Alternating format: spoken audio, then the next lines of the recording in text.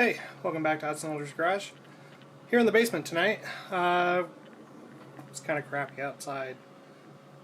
Winter is in full effect for Seattle, so rainy and working at deck projects, so the garage is super messy. Not really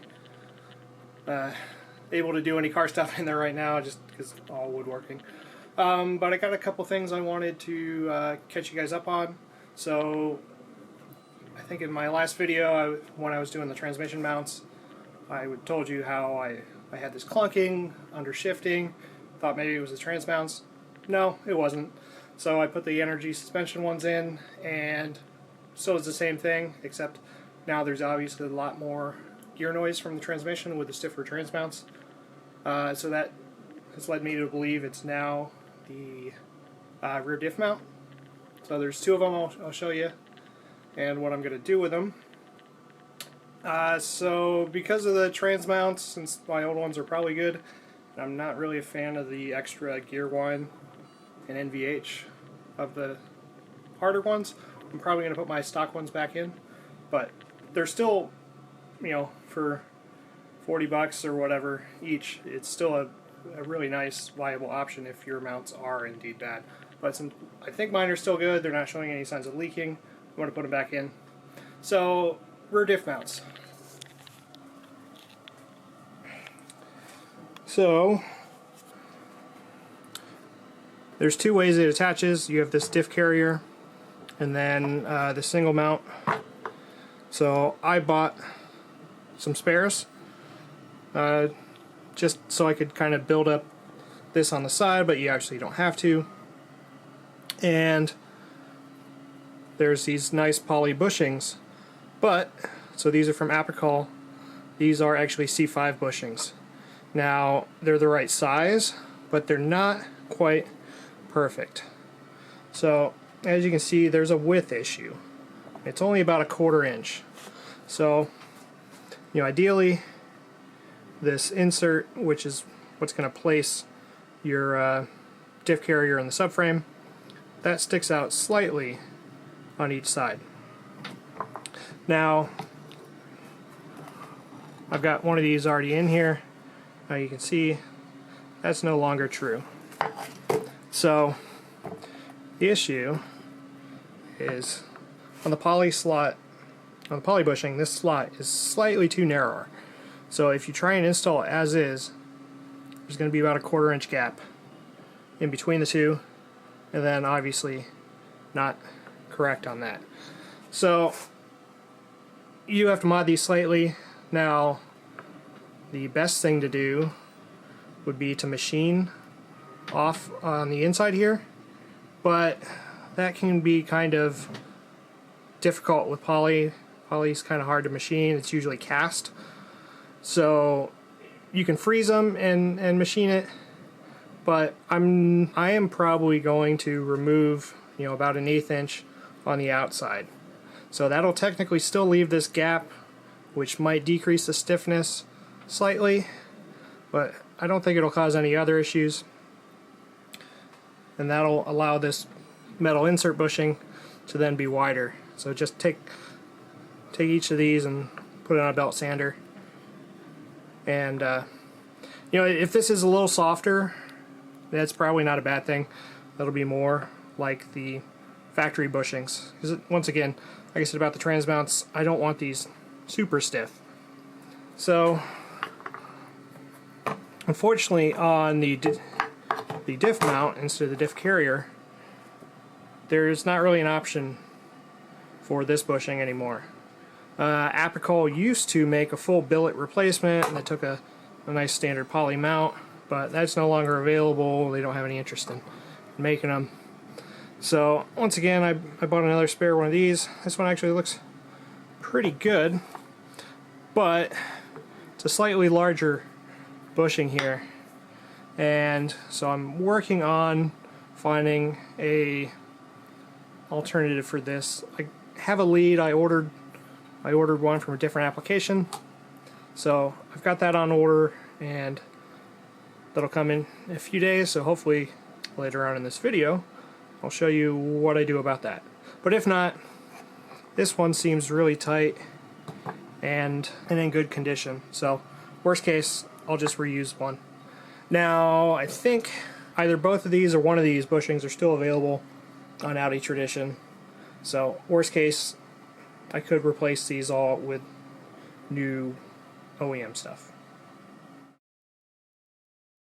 Another day in the basement, got an update on the rear diff bushings. So I wasn't very happy with how this Apikol C5 setup came. I had to shave this slightly. I don't know if that'll focus on that. I used like an oscillating tool because I had to cut like 2.5 millimeters off the top. That leaves this pretty thin here, the flange, and then there's also a gap here.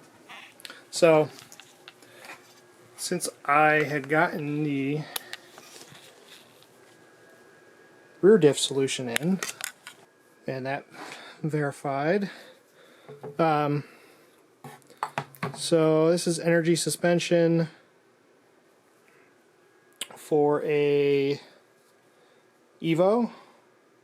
The front diff mount, I'll put the part number in the description.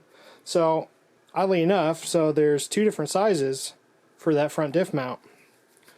One is a 72 millimeter and another is a 60 millimeter. Let's double check that. 70 millimeter, 62 millimeter, which happen to be the right size. So for the rear diff, this ends up being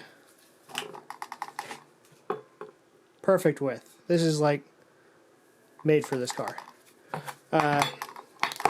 This side will go right in. The one downside is, so on this side, since you don't really have a flange here,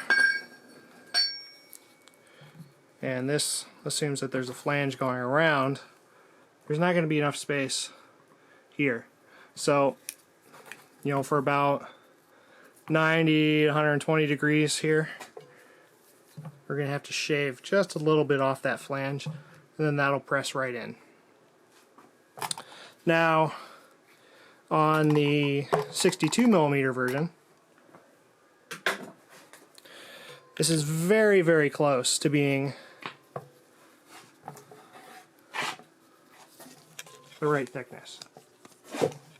Sorry, it's really hard to do this with one hand.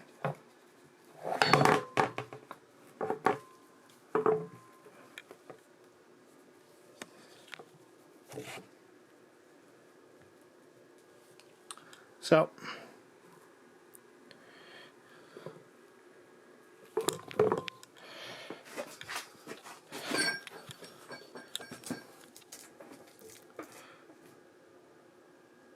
as you can see here, it's almost the right thickness.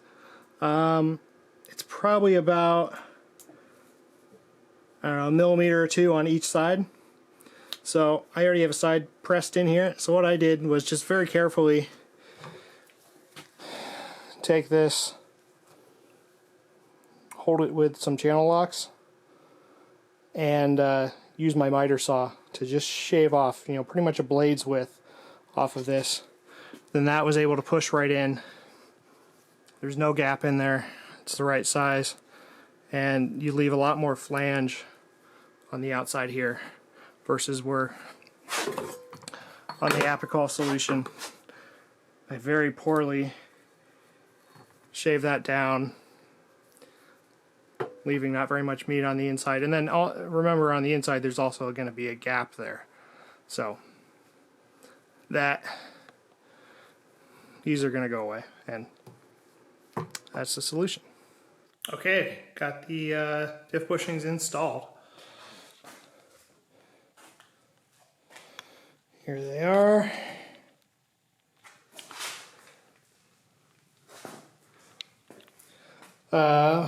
So I got these all trimmed down to the right lengths. Going pretty easy. If you have one of these jaw horse stands, or the crappy Craftsman knockoff. I happen to have both. These actually make a really nice, easy foot actuated press that you can lightly, you keep the lock off so then it'll open back up, but you can lightly press that in. They give you little assembly grease that you use to go on the inside of the bore, and you're also supposed to put it on the flange. You don't put it on the inside of the casting. It's more for like control arms and suspension, where if you're going to have movement, you want the center bushing or the metal sleeve and then the bolt to have some rotation free play, and then if this were up against some other surface, you want that to be loose. These, I mean, I guess I'll grease it when I put it in, but it's not super important because these aren't suspension bits that are going to be actuated. On here, you can see where I trimmed it. I just used some handy shears, electrician shears that I got recently. Highly recommend Nippic stuff. 15 bucks on Amazon on sale. So yeah, trim's pretty easy. Since there is this slope, you know, you do end up having to cut it closer to like, you know, 60% around, or not 60%, just under halfway. So a little more than a third.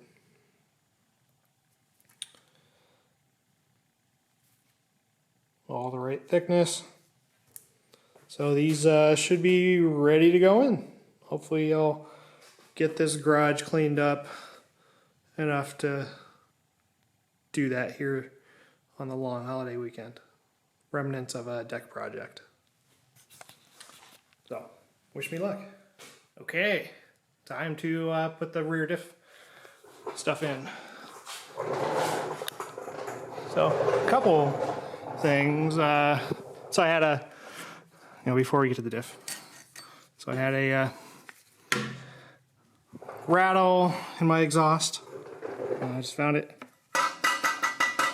loose. Upper heat shield on this. Pretty sure that's not a stock cat. So yeah, it doesn't have part numbers. Sorry, I've obviously been welded in there before. So I'll probably tack weld that back on. No, it's literally about to fall off the whole thing. So, although I was thinking about putting high flow cats in anyway, so maybe I'll just pull it off or strap it for now. Now we'll see if I feel like welding. So back here, so the rear diff carrier here, and I don't know if you see it now, but definitely be able to see it. I can tell a crack in that bushing. So this, if you're just doing this, you probably do it without dropping the exhaust. I think you support it here, undo these, and then you can swing it out of the way. But so the side one,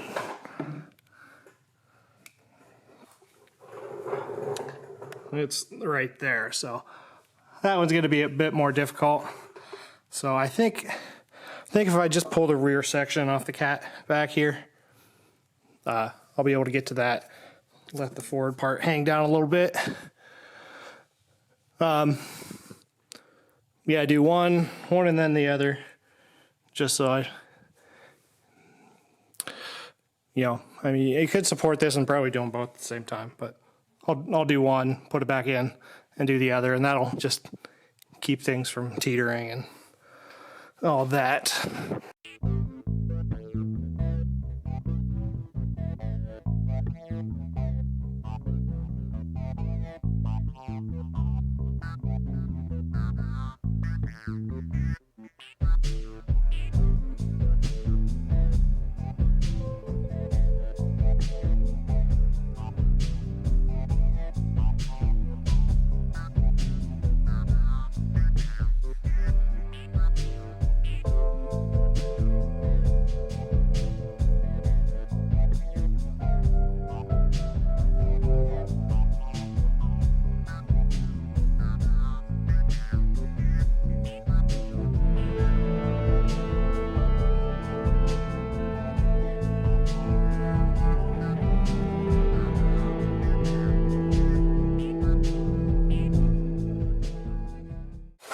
So, got them in.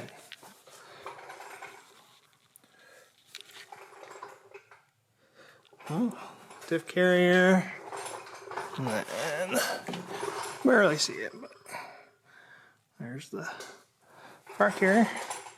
So, definitely pretty easy to go in. With once I got the mods. So if we look at these old ones, definitely shot. So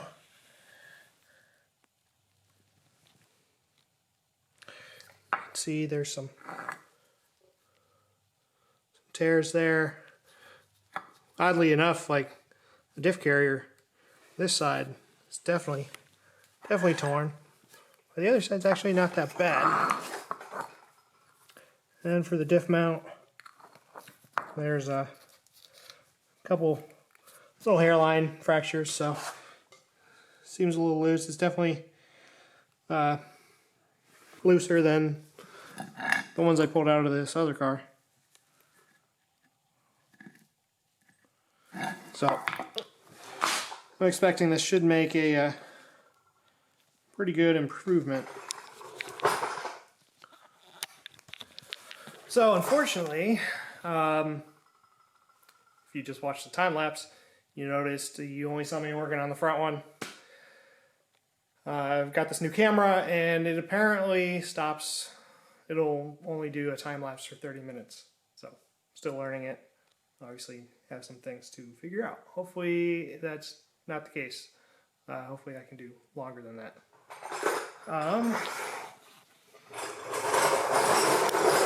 Couple things to note. So,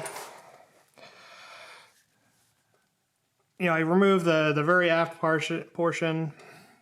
It would have made things a little easier if I had removed the center section, but I worked around it. Typical Audi fashion, so that through bolt there. So you loosen it, and then you actually have to disconnect the 3 lower mounting bolts, and then pivot, drop the front of the diff down a little bit to be able to get that through bolt out. Otherwise, it's the case of the diff. Had a similar issue with these through bolts. They were the other way around when I removed it, so the bolt had to come out this way, and then it hits the axle boot. That was a pain. So they're long enough that you can install them from the other way. I don't know if somebody's messed with this before and this is how they're supposed to go, but those went right in and no interference with the boot like I had before. So if you happen to have this out and you notice that, swap them around. So now I'll put the exhaust back on, and then we've got a little work to do in the front, like I said, with the suspension. And then I've got a slight issue with the shift linkage when I'm in 5th and 6th. I think is rubbing on something. So I'm going to investigate that a little further. And if I find out anything interesting, I'll let you know.